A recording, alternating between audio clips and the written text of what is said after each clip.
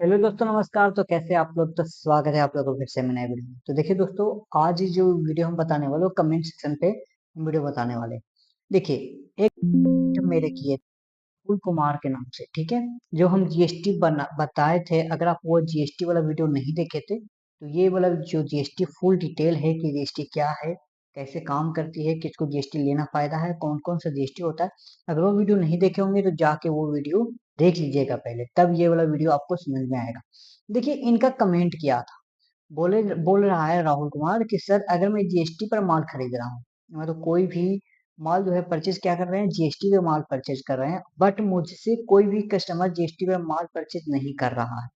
ठीक है, हम इसको विस्तार से समझाएंगे। ये बहुत ज्यादा अच्छा क्वेश्चन पूछे हैं ये। इसमें बहुत सारे लोग ये प्रॉब्लम जरूर होता है कि भैया हम तो जीएसटी से माल खरीद रहे हैं और मेरा कस्टमर मेरा जीएसटी से माल नहीं ले रहा है, तो मेरा घाटा या फायदा, मेरा तो कोई प्रॉफिट हो ही नहीं रहा है।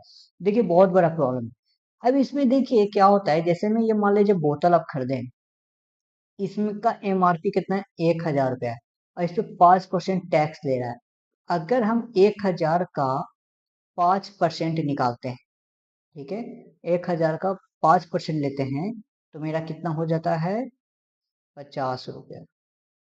क्योंकि इनका जो कॉस्ट पूरा फुल कितना हो गया, 1,000 प्लस 50 इक्वल टू कितना, 1,050 रुपया। इसका तो खरीदारी रेट कितना हो गया, 1,050 रुपया हो गया।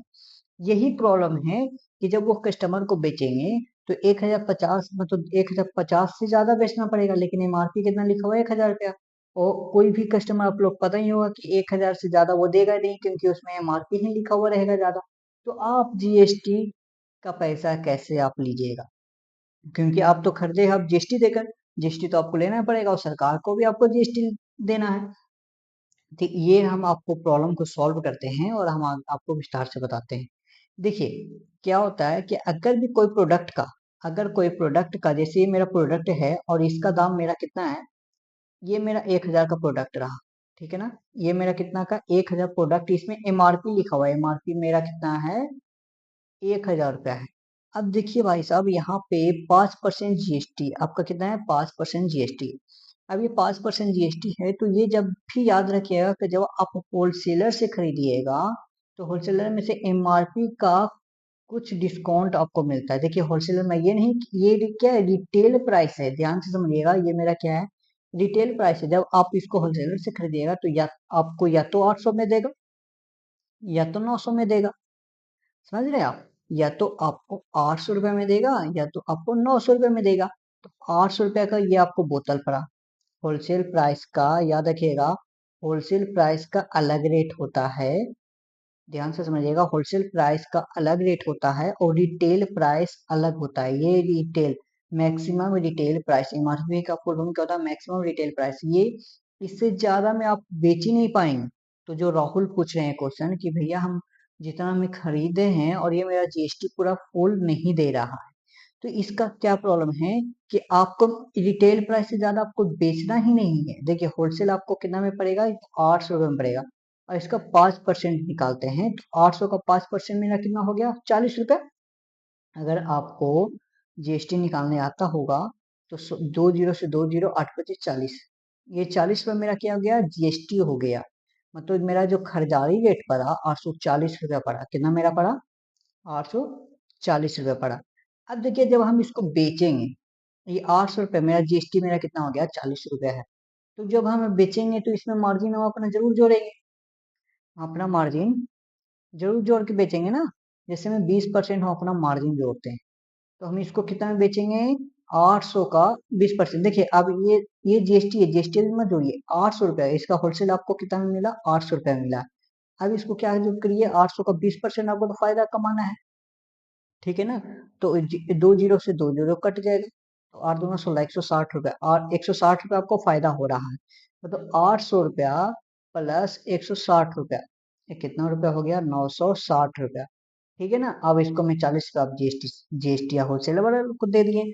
अब देखिए आपको क्या होगा कि जब आपको रिटेल में, ध्यान से समझिएगा, जब आप एमआरपी पे कोई माल बेच देते हैं, तो जब आपका जीएसटी सरकार को देना रहता है, वो सरकार को देना नहीं रहेगा। समझ रहे हो आप, कोई भी सरकार को जीएसटी नहीं देना रहेगा, क्योंकि आप जीएसटी वाला जो पेमेंट है, ये 40 रुपया ऑलरेडी आप पेड कर चुके हो किसको, होलसेलर वाले को, ठीक है ना। देखिए जब एमआरपी कुछ सामान में लिखा हुआ होता है तो एमआरपी का डिटेल में कोई भी जीएसटी नहीं दिया जाता है सरकार को, क्योंकि इसमें इंक्लूड रहता है।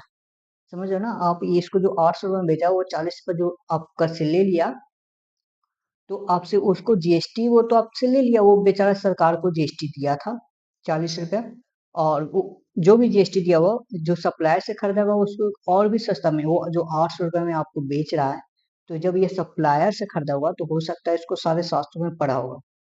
समझ रहे हो। अब देखिए जो रिटेल में आपको कितना रुपया का बेचना था 960 रुपया में, आप इसको कितना में बेच रहे हो, 1000 रुपया में। समझ रहे हो ना आप, 20% पहले ही से आप मार्जिन आप जोड़ लिए हो, तो आपको 960 में बेचना था।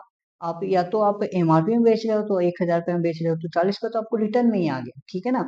तो जो आप 1000 में बेचोगे ना, 1000 में उसका कोई भी टैक्स आपको सरकार को नहीं देना है, क्योंकि उसमें फाइल कर देना है। फाइल आपको जो सीए रहेगा वो डायरेक्ट इंक्लूड कर देगा, यहाँ पे बता देगा कि बेसिक बेसिक प्रोडक्ट है, ठीक है ना। इसमें इंक्लूड है जीएसटी, क्या इंक्लूड है। पहले क्या होता था कि अगर आप कुछ सामान खरीदते हो, ठीक है ना, जैसे मान ले जाए आप हल्दी खरीदे हो 1000 रुपया की, और इसमें आपको 10% का जीएसटी लगा है।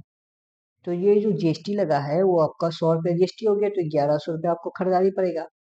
अब जब ये कस्टमर को इसमें कोई भी एमआरपी नहीं लिखा हुआ, जब ये कस्टमर को खरीदेगा और बेचेगा तो 1100 रुपया आपको खरीदारी हो गया।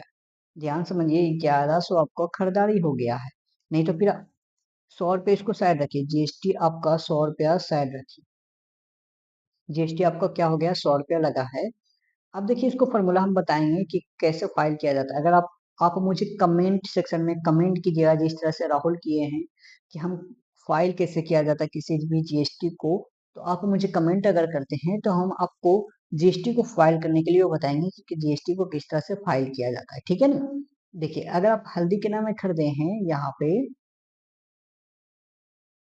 आप हल्दी खरीदे 1000 रुपये में, जीएसटी दे दिया है 10%, तो 10% का 100 रुपया होता है, ठीक है ना। 1000 का 10% कितना हुआ, 100 रुपया हुआ।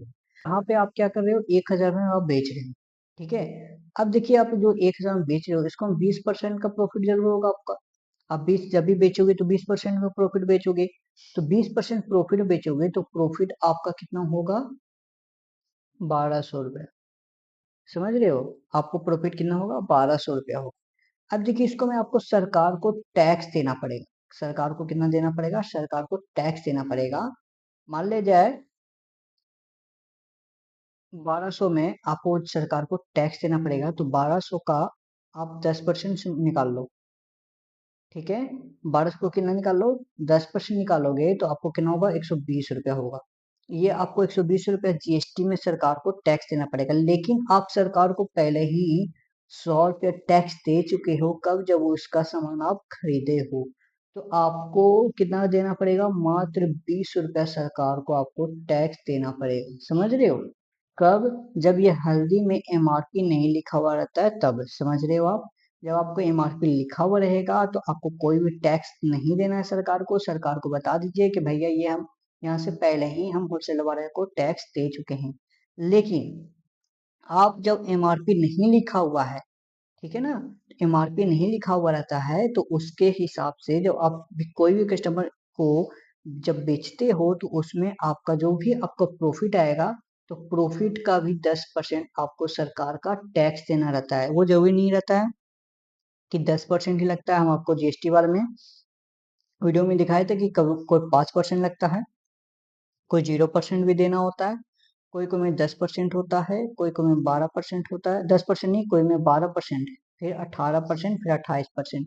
ये होता है आपको सरकार को टैक्स देने के लिए। या तो आपको 0% देना होता है, या तो 5%, या तो 12%, या तो 18%, या तो 28% का टैक्स देना होता है।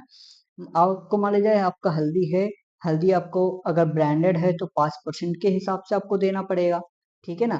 तो 5% के हिसाब से अगर आप हल्दी दोगे तो आपको जब आप बेचोगे जब कस्टमर को, एग्जिट कस्टमर को, रिटेल कस्टमर को, तो आपको जो लास्ट में सरकार को टैक्स देना वो भी आपको जो प्रॉफिट का 20% आपको देना रहेगा, ठीक है ना। देखिए आप प्रॉफिट तो हम 20% कमाएंगे ही। तो जितना आपका खरीदारी पड़ा है, जीएसटी बाद में ऐड करना रहता है, जीएसटी को बाद में, इसको हम आपको बताएंगे जब आपको फाइल करने के लिए बताएंगे ना, तो उस टाइम आप, अगर आपको फाइल करने में कोई भी दिक्कत हो रहा है तो आप मुझे कमेंट कीजिएगा, हम आपको फाइल करने का कुछ ट्रिक बताएंगे, ठीक है ना। तो ये 10% जो होता है वो बाद में आपको सरकार को दिखाना होता है, ठीक है ना। जब आप खरीदते हो तो खरीदने का 20% आप प्रॉफिट में जोड़ लो। अब उसके हिसाब से आप पता पता करो कि आप कितना रुपया में बेचना चाहोगे, ठीक है। अगर आपको ये याद रखिएगा, पूरा कॉस्ट आपको कितना पड़ा है, 1100, तो 1100 में आप 1200 में बेच रहे हो, ठीक है। तो आपको 100 रुपया प्रॉफिट में बेचना है। तो आपको तो यहाँ पे 100 रुपया पहले ही आप सरकार को दे रखे हो, सरकार को दे रखे हो।